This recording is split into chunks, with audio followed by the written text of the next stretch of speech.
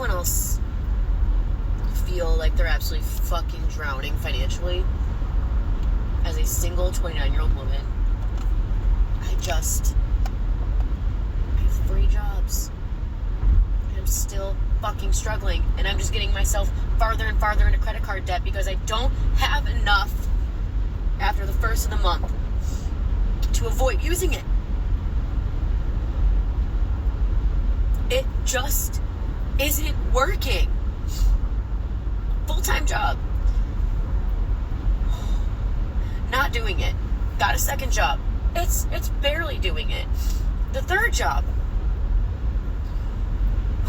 Hit or miss. If I even get paid on time.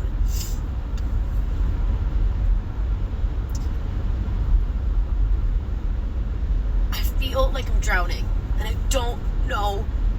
don't know what to do. I don't know if any industry is doing well right now. I used to be a server. I used to have all this cash every night whenever I would walk out with cash. And I don't have that anymore.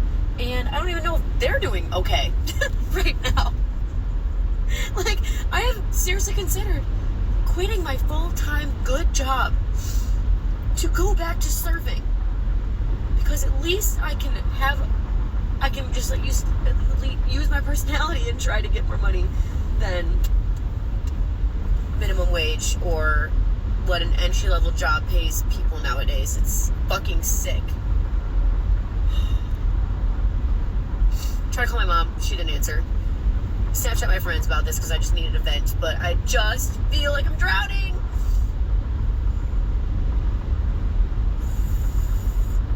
It's like, okay, do I just find a boyfriend so I can split everything with him? Like, sorry, like, I'm too stubborn, and I just want what I want, and I just can't do that or be that way. So yeah, friends, I might say no to your weddings. I might say, and I have said no to bachelorette parties, and I just can't. I just fucking can't. But is it anyone else? Or am I just a dumb bitch with money? Because I used to not be. My credit used to be fucking phenomenal. Credit card bill, paid it all off every single time. It's not like that. It can't be like that anymore. Oh my god, this is so long. All praises and glory to Yahweh Bahasham, Yahweh Shai Bahasham Ha, Rakah Kodash, double honors to our apostle elders, which rule great and no stone well, and Shalom to the hopeful elect of the nation of Israel. May you endure unto the end. Shalom wa abab ball. So the Lord is gonna bring you women down. He's gonna humiliate you because you're proud and you have been lifted up over the man by the wicked. The wicked is the so-called white man, Esau, Edom. Alright, Isaiah 3, verse 11, woe unto the wicked, it shall be ill with him, which is the so-called white man, for the reward of his hands shall be given him. And it starts with the elite, but what they've done is they've created these women, these modern women, alright, that think they don't need a man, they don't want a man, right? They're literally insane. That's part of a sign of being insane. Someone that can't deal with a relationship, alright, that's a sign of being insane. Because you're living a delusion, and someone that will be in your life would point out the delusion. So like she said, she don't want a man, living with her, helping her, but really she's supposed to be the helpmate. But eventually these women are going to be selling their pussies. Alright, they're going to be giving blowjobs and selling their pussies to try to make it without a man. But they're going to need a man to protect them from different men. If not, they're just going to be passed around by different men. Alright? But it says in verse 12, as for my people, the Lord's people are the Israelites, the so-called Negroes, Latinos, and Native American Indians, which have been scattered throughout the world in slavery. And now our people, for many generations have been mixed around the other nations. So not every Israelite is going to look like a so-called black man or a so-called Hispanic man or woman. All right? But they'll have faith in the Lord and His Word, which is the Scriptures, which is prophesying of His Son's return. All right? The Heavenly Father's name is Yahweh, and His Son's name is Yahweh Shai. And these are the signs of His return. All right? He's going to bring down the proud. He's going to stomp out the pride of the arrogant, the arrogancy of the proud. He's going to destroy it, which that's what He's done. He set up the woman over the man. The so-called white man has done this. He put the women in a state of pride. It says, as for my people, children are their oppressors, and women rule over them. O my people, they which led thee caused thee to err and destroy the way of thy paths. And that's why all these people are mourning, but really the women are going to get it real bad, because the Lord has it out for you because how you have betrayed the man. All right, the Lord has set up the man as the head of the family, but you women, all right, are pretty much saying you don't need a man. So what the Lord's going to do is He's going to take all the men away pretty much and send them off to war to die, all right, in the Middle East. And you're going to have these men coming up, these immigrants and migrants that are coming up to the southern border, coming from all the different continents. They're going to come in here and ravish the women as a punishment for being loose, being whores. Isaiah 13, and they're pretty much going to be raped till death, and then eventually eaten. It says,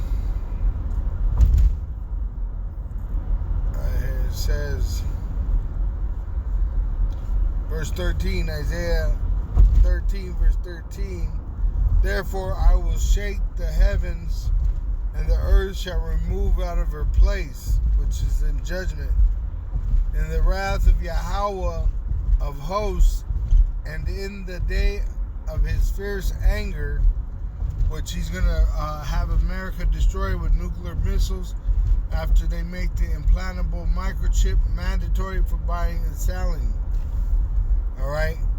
So the Lord's going to, in the day of His anger, unleash that nuclear destruction. All right? It says, and it shall be as the chased roe, and as a sheep that no man taketh up, they shall every man turn to his own people and flee, every one into his own land. Which you see right now, a lot of these heathen, they're leaving America, Babylon the Great, and going back to their land. It says, everyone that is found shall be thrust through, and everyone that is joined unto them shall fall by the sword. Because you're going to have civil war, while you're also having these troops come in. They're invading because they're going to be adding to the pressure. All right? It says, their children also shall be dashed to pieces before their eyes. Their houses shall be spoiled, and their wives ravished. All right? And that's what the judgment is about to be on this place. All right? So these women, they don't really realize, but it's going to get worse for these women. Look at Ezekiel 9, verse 4. All right? And I'm talking about the Israelite woman, but it's going to be bad for all these women, even the heathen women. Because they're the weaker link. They're the prey. It says, after the Lord seals His elect, it says in verse 4, and Yahweh said unto him, go through the midst of the city, through the midst of Jerusalem, and set a mark upon the foreheads of the men that sigh and that cry for all the abominations that be done in the midst thereof. Right? The prophets, it says, and to the others he said in mine hearing, go ye after him through the city, and smite, let not your eye spare, neither have ye pity. Slay, meaning kill, utterly old and young, both maids and little children, and women, but come not near any man upon, it says, any man, come not near any man upon whom is the mark, which is that tawad, the desire of Yahweh Hashem Yahushai, which makes us exempt. All right, that spiritual mark which makes us exempt from judgment. It says, and began at my sanctuary. Then they began at the ancient men which were before the house, which Jacob's trouble. It starts with Jacob, all right, the end of the world, of the so-called white man's world, ends with Jacob's trouble, but then it's going to be Esau's trouble, the so-called white man's trouble. All right, and in this time of Jacob's trouble, the Lord's going to humble these women, as it says in Isaiah 3. It says, not 3, Salakia.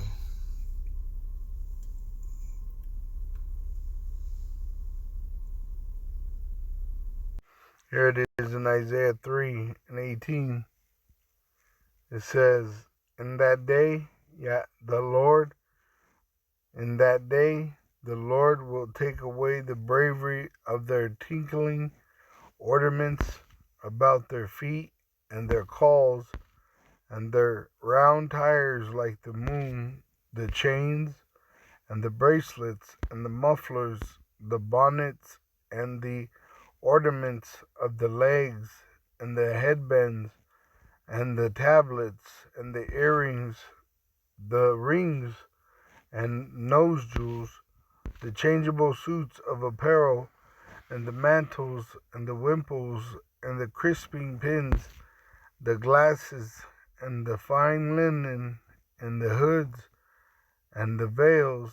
And it shall come to pass that instead of sweet smell there shall be stink, and instead of a girdle a rent, and instead of well set hair baldness, and instead of a stomacher a girding of sackcloth, and burning instead of beauty. Thy men shall fall by the sword, and thy mighty men in the war. Which it tells you that these women are going to be lamenting because they ain't going to have no husbands in 2 Ezra 16. Because their husbands are going to die in the war.